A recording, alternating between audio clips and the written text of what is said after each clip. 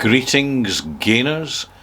Welcome to my channel. I'm Ralphie and the channel's called Fit of Philosophy. And at the moment I am delivering my longest series of videos called Funeral Stories. Because for over 20 years I worked as a funeral director, an undertaker in Glasgow. And during that time I came across many strange and sometimes bizarre situations, and some of them I'm sharing with you. You meet the best of people and the worst of people under a burst of circumstances, and you see all sides of human behaviour. But now and again you see something that you just don't expect, something that's, to be honest, it's kind of bizarre, and yet it just seems normal. And it's only when you think about it afterwards you realise that, you know, this is the stuff that you'd script into a movie. And I'm going to tell you such a story. It's to do with Grandpa's funeral.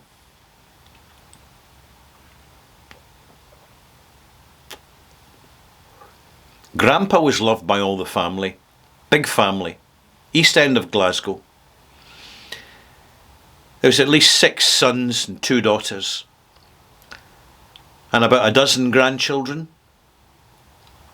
And Grandpa was worshipped, basically, idolised. He was the head of the family, although he did drink a lot of alcohol. Nothing unusual there when it comes to Glasgow. And he was fond of a smoke, cigarettes, 30 a day. His life was relatively short. He took a tumble over a curb as he was stepping off the road onto the pavement coming back from the pub on a Friday night. And he bashed his head against a lamppost and thought nothing of it. He went to bed, and basically the following morning he woke up dead from a brain hemorrhage. The family were distraught, very, very upset. The police were involved because the doctor wouldn't issue a death certificate because it was a sudden death and unexpected, and he wasn't on any medication.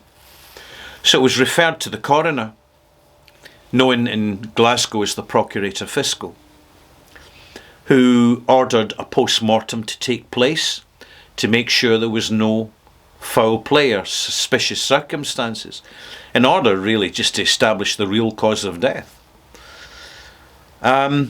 This delayed the funeral by 2 weeks, but it didn't stop the family arranging and then rearranging the funeral several times over during that period.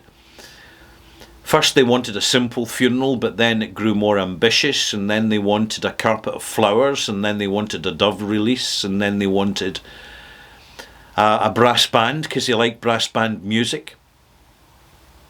Then they changed their mind and they decided that they would have him home the night before the funeral so they could have a wake for him. So we duly took the coffin into their house, up the stairs and into his bedroom, where the coffin was then opened and the family could go and pay their respects and give him a hug, not unusual, give him a kiss, not unusual, and just pay their respects. And this really seemed to kind of help them and reassure them, as did the large amount of alcohol that they were consuming, all of them.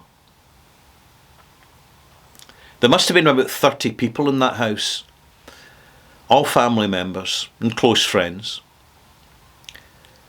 And one of the grandchildren came in and noticed that the adults were putting personal items into the coffin. Photographs, a little white metal ring, a book, bottle of beer, bottle of whiskey, that went into the coffin.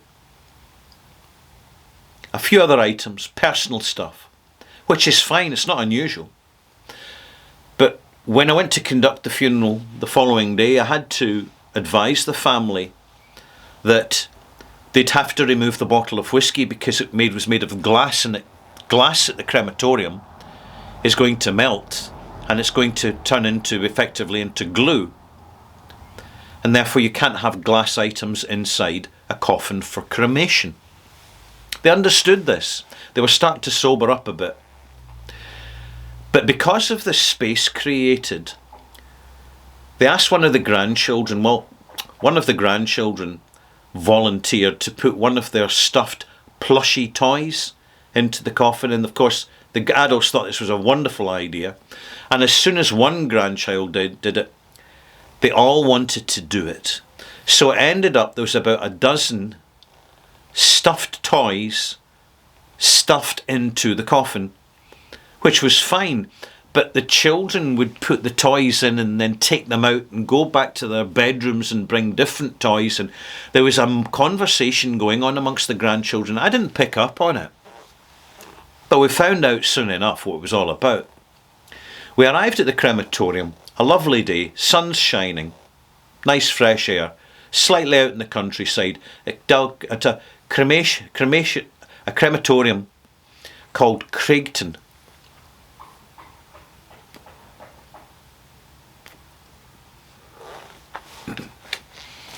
And the family duly carried their grandfather's coffin in, placed it in the catafalque, and took their seats.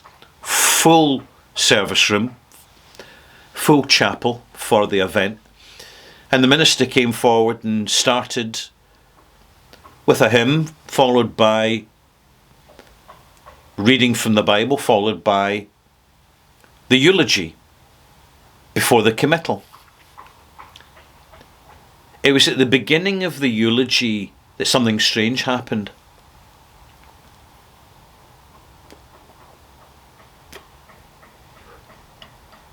A noise came out the coffin, very tuneful. Jingle bells, jingle all the way. You may have heard it. There's a gasp runs round the crematorium chapel, at which point one of the oldest grandchildren bursts into tears and says, I'm sorry. That's my Christmas tree toy. So the minister stops and says, no, we'll just wait till the musical interlude finishes.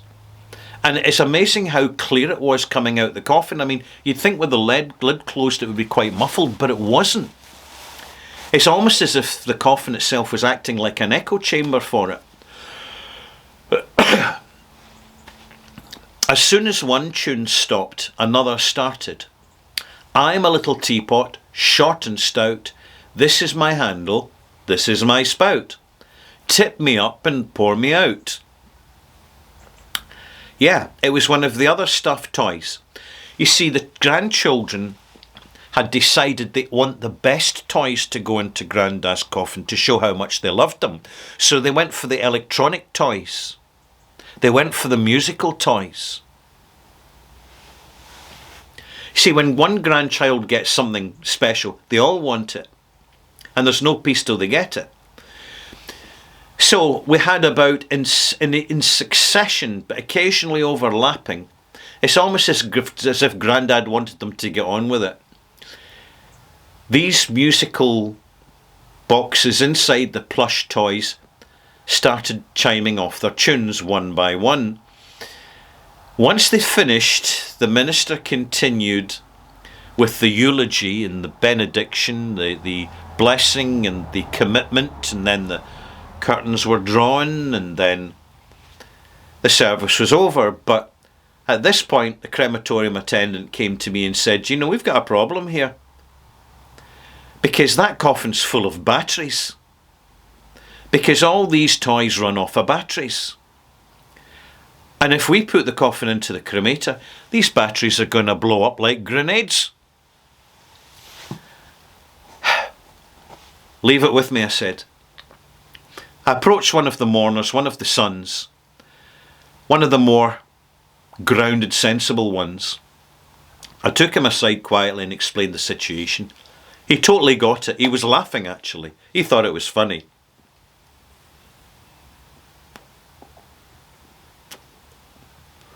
I said, if you don't mind, we're going to have to open the coffin up at the back of the crematorium so that you can remove these toys.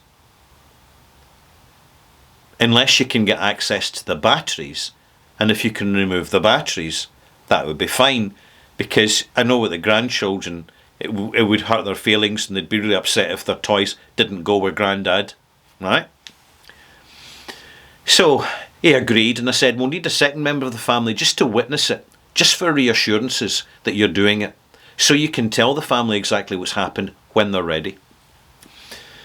So the two men came round to the back of the crematorium. We opened the coffin, removed the toys, removed the batteries, put the toys back in, and he put the batteries into his pocket and walked off. And that was that until 2 weeks later when the family came in to pay the funeral account.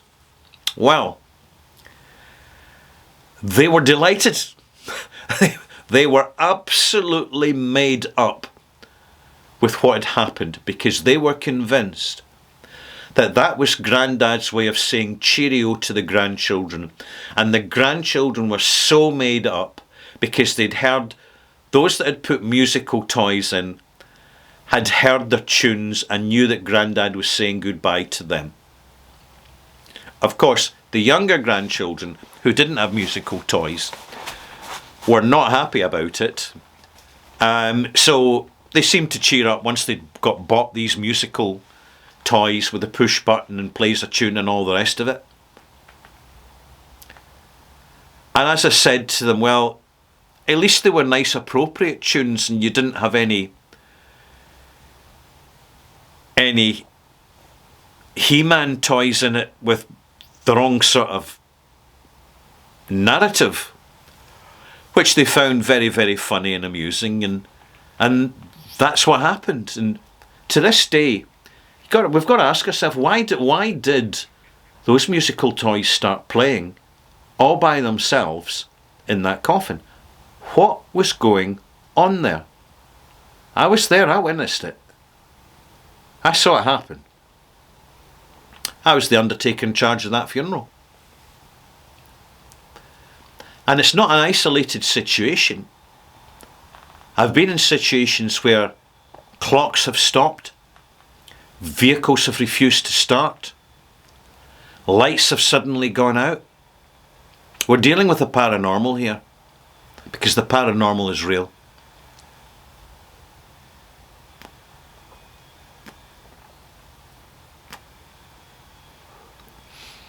And that's all I really have to say about that.